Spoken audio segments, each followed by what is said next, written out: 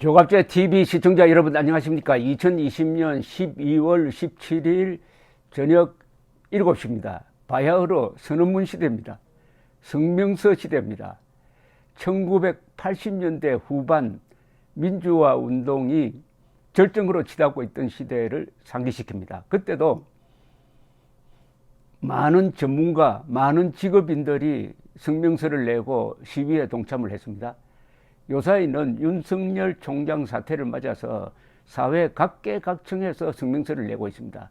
전직 검찰총장, 전직 법무장관, 그리고 현직 검사, 현직 판사, 현직 지검장, 고검장, 이런 사태는 뭔가 지금 혁명적 상황이 조성되고 있는 거 아니냐 하는 느낌인데, 그런데 이 글을 읽는 재미가 있습니다.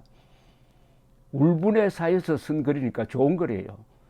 조지 오웰이 좋은 글은 뭐냐, 나는 왜 글을 쓰느냐라는 에세이가 있는데, 거기 읽어보면은 정치적 판단을 분명하게 한 다음에 쓰는 글이 결국 좋은 글이다.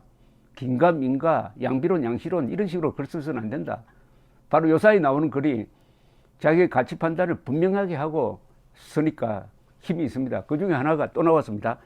김유철 춘천지검 원주지청장입니다. 윤석열 검찰총장에 대한 감찰과 징계 과정에서 막후 활약을 했다고 하는 1인 5역을 했다고 하는 심재철 법무부 검찰국장을 공개적으로 비판하는 글입니다. 이 글을 제가 소개해 드리려고 하는데 쭉 읽어보니까 상당히 잘 썼고 재미가 있습니다. 그리고 통렬합니다. 요사이 글과 글의 대결에서는 문정권 편에 선 사람들이 쓰는 글과 그게 그 형식이 무슨 결정문으로 나오든지 무슨 페이스북 글로 나오든지 그것보다는 정권을 비판하는 검사들의 글이 훨씬 더 논리적입니다. 글을 잘 써요. 벌써 여기서 어떤 판가름이 나고 있는 거죠. 김유철 지청장은 검찰 내부 통신망 이프로스를 통해서 인생은 길고 이름은 오래 남는다. 때로는 직위도 남겠지만 대부분 자기 만족에 그치거나 묘비명예나 적힐 뿐이고 추한 이름에 가려질 때도 많다. 삼도 수군 통제사가 아니라 그냥 원균이다. 심재철을 겨냥해서 이렇게 이야기했습니다.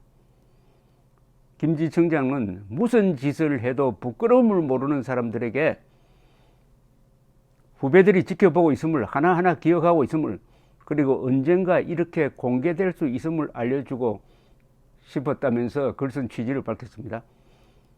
그는 저는 몇 사람에 대한 글을 쓸 것입니다 라며 예고를 하고 윤 총장에 대한 감찰과 징계 절차를 추진한 다른 검찰 법무부 인사들에 대한 글을 추가로 쓸 것임을 예고를 했습니다. 야, 이 저격 대상에 오른 사람들 잠이 안 오겠습니다. 김유철 지청장은 하나하나 이 심재철 국장의 문제를 지적합니다. 과거 행적을 언급합니다. 판사님이 기분 나쁠 정보 취합에 그토록 치를 떠는 정의감의 화신이 이 심재철 검찰국장입니다. 화장품 회사 사주의 해외 원정 도박을 기소하면서 원정 도박 수사의 ABC라는 회사 공금 횡령과 외화 밀반출 혐의를 누락한 건 무슨 이유입니까? 저처럼 기업 수사 문외한도 그 무렵 모 회사 사주가 그 3종 세트로 처벌받은 걸 알고 있습니다라고 지적을 했습니다. 심 국장이 어떤 수사에서 봐줬다는 거죠. 이거는 뭐냐 하면은 2015년 서울중앙지검 강력부장으로 정운호 전 네이처 리퍼블릭 대표의 해외 원정 도박 의혹을 수사를 하고 그를 기소한 사건인데, 당시 검찰은 정 대표가 쓴 100억 원대의 금액이 회사 돈이라는 의혹이 있었으나 횡령 혐의는 조사를 하지 않고 도박 혐의에 대해서만 조사했다는 겁니다. 그래서 정 대표는 원정 도박 혐의로 1심에서 징역 1년 아주 가벼운 선고를 받았는데, 김 지청장은 이 과정에서 심재철의 심재철 당시 부장의 수사와 소송 지휘가 문제가 있었다, 이렇게 지적한 겁니다. 김지청장은 또 지난 1월 심 국장이 후배인 양석조 대전고검검사로부터 당신이 검사냐라는 소리를 들었던 한 검찰 간부의 가족 장례식장에 있었던 일도 공개를 했습니다. 그때 그 곁에 있었답니다.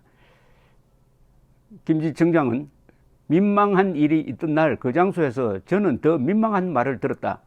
상가에 모인 특수동 후배들에게 그는 전임 반부패부장 한동훈 검사장입니다.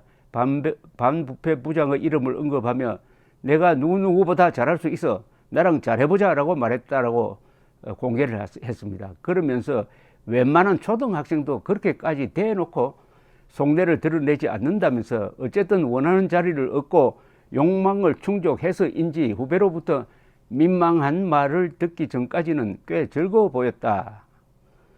김지청장은 심 국장이 윤 총장의 징계 사유로 꼽힌 재판부 분석 문건을 전달하고 이에 대해 윤 총장을 징계해야 한다는 취지의 의견서를 징계위원회에 제출한 점에 대해서도 강하게 비판했습니다.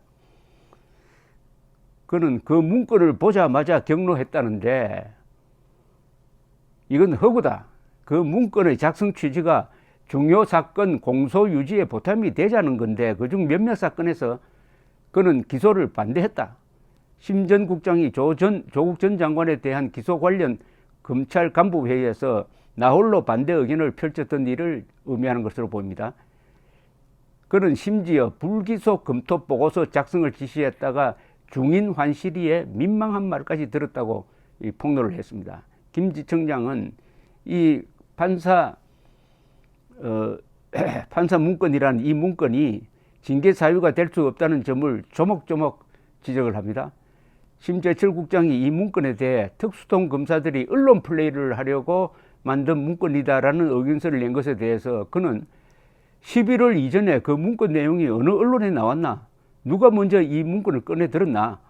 일선 지휘에 참고하라고 작성했고 일선에 배포하지도 않았는데 누가 언론 플레이에 섰냐고 이렇게 지적했습니다. 언론 플레이를 한 적이 없다는 겁니다. 또 징계위가 이에 대해서 개인정보보호법 위반이라고 판단한 것에 대해서는 판사와 검사가 인척간이다, 이런 말을 동료로부터 듣고 전하면 처벌받는 세상이냐? 남에 관한 이런 이야기, 누가 이혼했다 같은 말을 함부로 했다가 큰일 나는 이게 1984의 세계냐? 라고 지적을 했습니다. 1984는 작가 조지 오웰이 쓴 전체주의 체제에서 한 이야기죠. 그러니까 재판을 담당한 어떤 판사가 어느 학교를 나오고 그 사람의 재판 성향은 이렇다는 걸 분석한 글이고, 그건 무슨 도청을 한 것도 아니고 미행을 해서 얻은 정보도 아니고 다 공개된 정보를 취합한 건데 이게 무슨 죄가 되느냐? 이걸 죄라고 단죄할 것 같으면 전체주의 국가에 살고 있는 것 아니냐, 이런 이야기입니다. 김지청장은 정치인이라면 오판일 수 있지만 적어도 검사라면 조작이고 왜곡이다. 감찰 담당관실에서 문건을 검토한 검사가 11월 24일 이른바 6인 회의에서는 과장이 문제가 없다는 의견을 냈지만 보고서에 삭제되거나 오히려 질책을 당했다. 브레이크가 최소한 2번은 작동했지만 들으려 하지 않았다. 그러니까 윤 총장 감찰을 담당했던 사람들도 이거는 문제가 안 된다고 했는데도 계속 밀고 나갔다, 이런 이야기입니다. 이런 법무부 감찰실에 파견을 갔던 이정화 검사가 판사 문건에 대해 직권 남용이 성립되지 않는다는 취지의 결론을 내렸음에도 불구하고 감찰팀이 이 결론을 아무런 말도 없이 보고서에 삭제했다고 폭로한 것을 언급한 것입니다. 또 추미애 법무장관의 측근으로 구성된 법무부 6인 회의에서 김태훈 법무부 검찰과장이 판사 문건이 문제가 없다는 의견을 냈다가 심 국장에게 질책을 당했고 이때 잘못된 점을 바로잡았어야 했다고 지적한 내용입니다. 그러니까 이런 무리한 징계가 나오기 전에 몇 번의 브레이크가 있었는데 이걸 무시하고 질주를 했다. 김지청장은 심재철 국장, 검찰국장의 질주가 얼마나 계속될지 무슨 궤변과 거짓으로 덮으려 할지 모르겠지만 이번 사태에 대해 전국 검사들로부터 위법 부당하다는 의견이 모아졌다. 직권의 행사, 불순한 목적, 위법한 절차와 근거의 부재 등 구성 요건 어느 하나에 부족함이 없다 라고 지적을 하면서 섬뜩한 이야기를 합니다. 2027년 12월 15일까지 직권 남용죄의 공소시효가 남았다. 지옥문은 이미 열렸다. 이번 일을 도운 분들께 공직자로서 주어진 소임을 다했을 뿐 따위의 말은 하지 말아달라. 스스로 생각하기를 포기한 검사만큼 무섭고 치명적인 사회악은 없다고 비판했습니다. 섬뜩한 경고입니다. 감사합니다.